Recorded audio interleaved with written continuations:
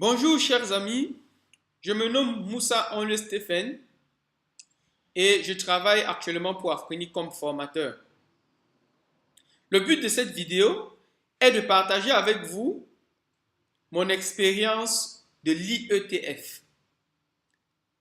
C'est dommage que je n'ai pas pu me libérer pour être avec vous aujourd'hui pendant cette séance de travail qui se déroule à Yaoundé.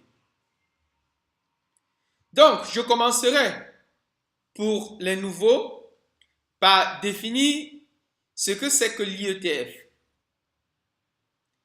IETF, en anglais Internet Engineering Task Force, est un groupe d'ingénieurs à travers le monde, volontaires, qui travaillent pour définir les standards de l'Internet.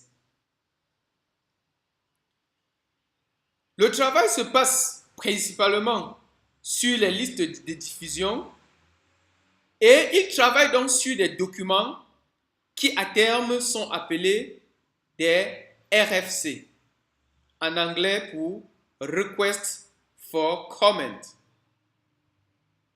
Ces documents sont ensuite utilisés par des fabricants que vous connaissez tels que Cisco, Microsoft, Apple, Samsung, Nokia, ainsi de suite, pour implémenter, pour mettre en œuvre les protocoles et les technologies qui gouvernent Internet.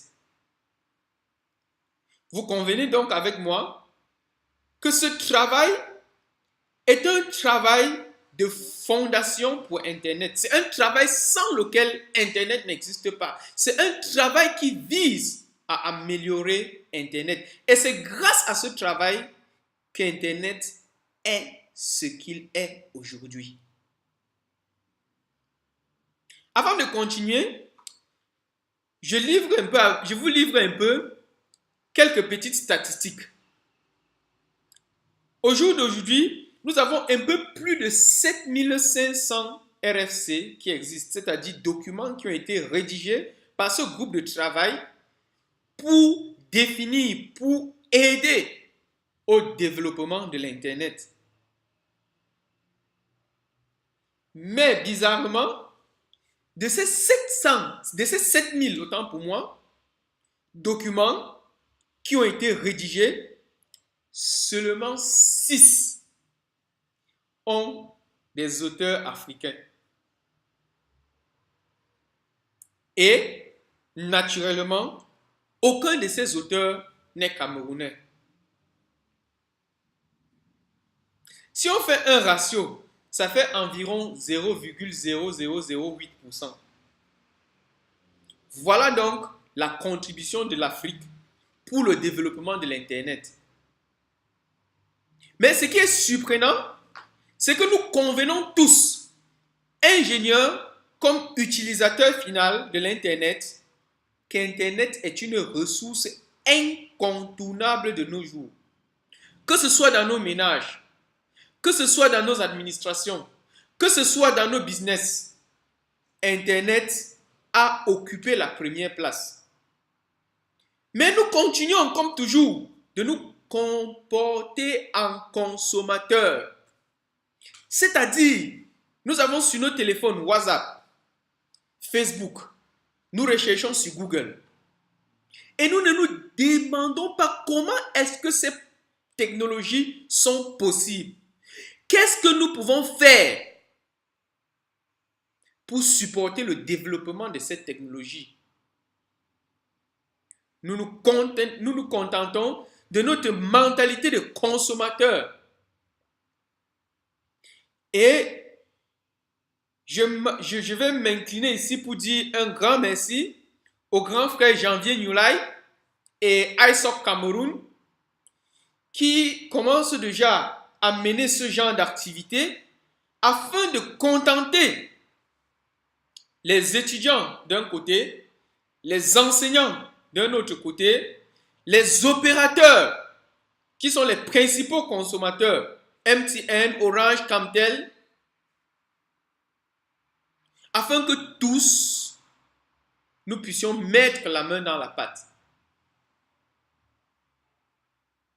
Ceci dit, comment participer? Tout simplement en vous inscrivant sur les listes de diffusion de IETF et en lisant les documents de standard pour, dans un premier temps, les comprendre et puis ensuite pouvoir donner votre contribution, pouvoir participer, critiquer ce qui marche, proposer des nouveaux protocoles, proposer des nouveaux standards.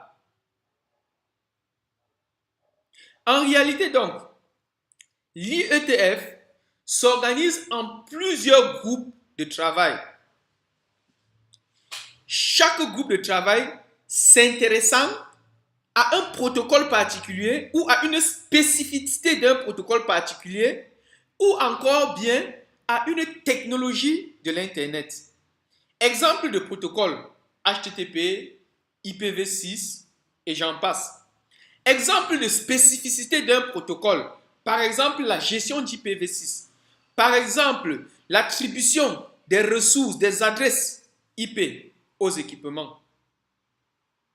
Exemple de technologie, HTML, JSON, pour ceux qui font du développement HTML avec JavaScript. Donc, si vous vous sentez intéressé à un aspect particulier de l'Internet, il est temps pour vous de pouvoir participer. Allez donc sur le site de l'IETF, lisez les divers groupes de travail qui existent déjà, sélectionnez ceux qui vous intéressent, inscrivez-vous aux diverses mailing lists. Quand vous serez donc inscrit à cette liste de diffusion, vous allez recevoir toutes les communications, toutes les discussions qui sont en cours.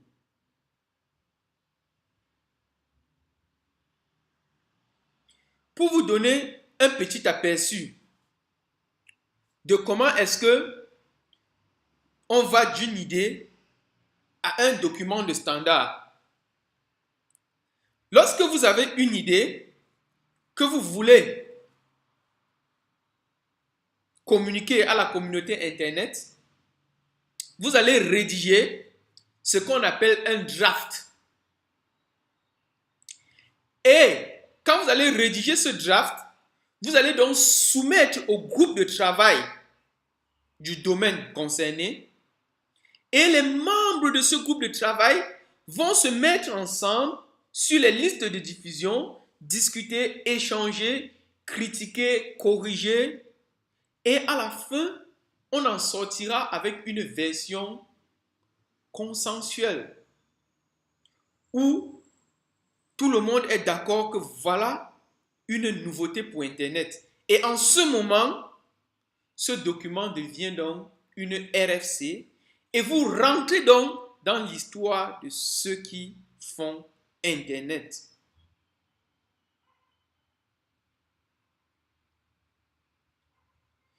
Une autre façon de participer, en dehors des mailing lists qui sont incontournables, tout le monde déjà à l'IETF sont inscrits sur les listes de diffusion.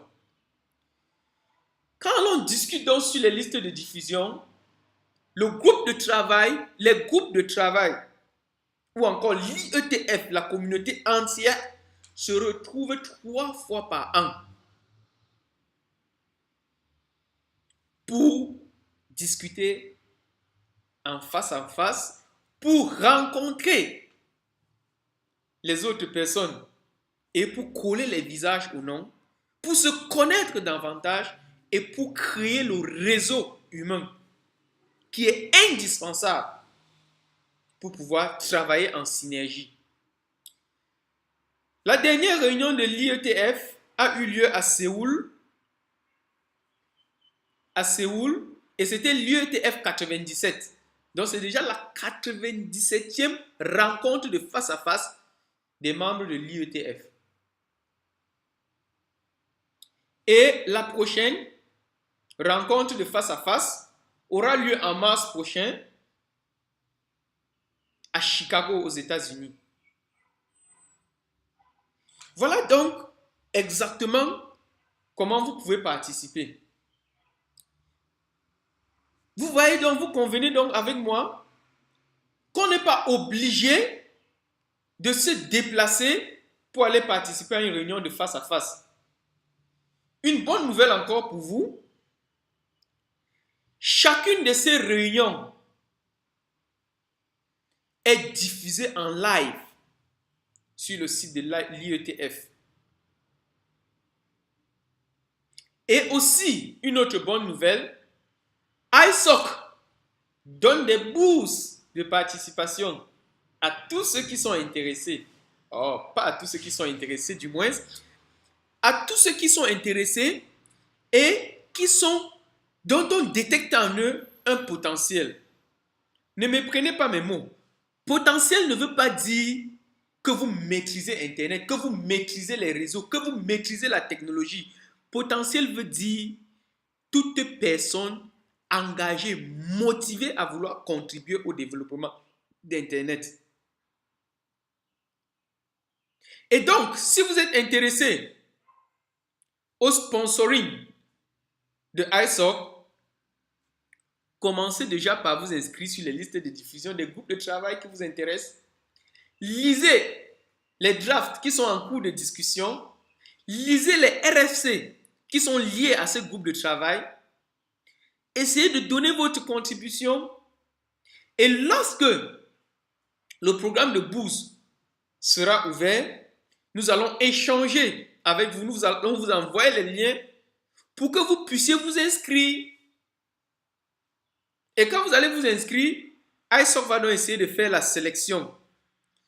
Si vous êtes sélectionné, on paye votre billet d'avion, on paye votre hébergement et on vous donne des per diem pour, disons, quelques dépenses.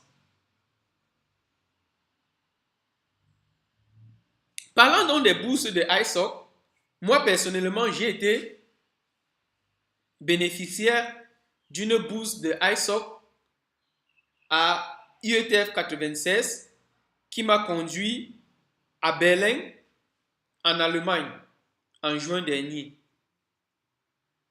Et durant cette rencontre, j'ai été vraiment touché. Touché déjà par le fait de voir cette vaste communauté de personnes qui partagent librement leurs connaissances, qui mettent librement au service de la communauté mondiale, parce que Internet est devenu mondial, tout le monde, même la grand-mère au village désormais utilise Internet. Et ces gens mettent toute cette énergie-là pour permettre à Internet de fonctionner mieux. J'ai pu participer dans les groupes de discussion et ça a été vraiment marquant pour moi. Cela m'a permis de comprendre aussi quelque chose. Il ne faut pas être un érudit. Il ne faut pas être un expert pour pouvoir participer à cette discussion-là. Il faut juste commencer, s'imprégner et devenir de plus en plus familier. Et de plus en plus vous êtes familier, plus il est facile pour vous d'impacter la communauté. J'ai rencontré des personnes que jusqu'alors, je ne lisais que dans les livres et sur les sites sur Internet. Des personnes comme Fred Baker, Fernando Gont. Nous avons pu échanger en face. Pour votre gouverneur, Fernando Gont, c'est celui qui a développé l'outil de test des sécurités IPv6. Ça veut dire que la plupart des bugs de sécurité IPv6 qui ont été découverts grâce à Fernando Gont. J'ai pu le rencontrer, échanger avec lui et ça a été tout simplement émerveillant. Donc, Je vous invite, chers camarades,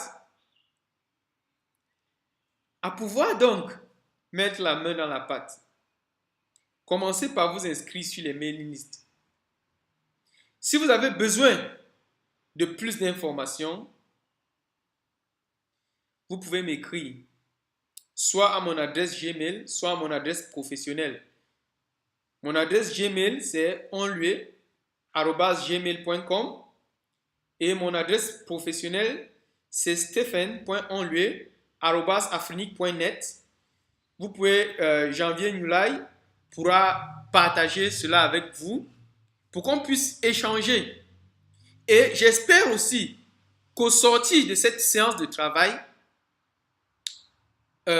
cette synergie sera créée et on aura donc cette communauté IETF en local.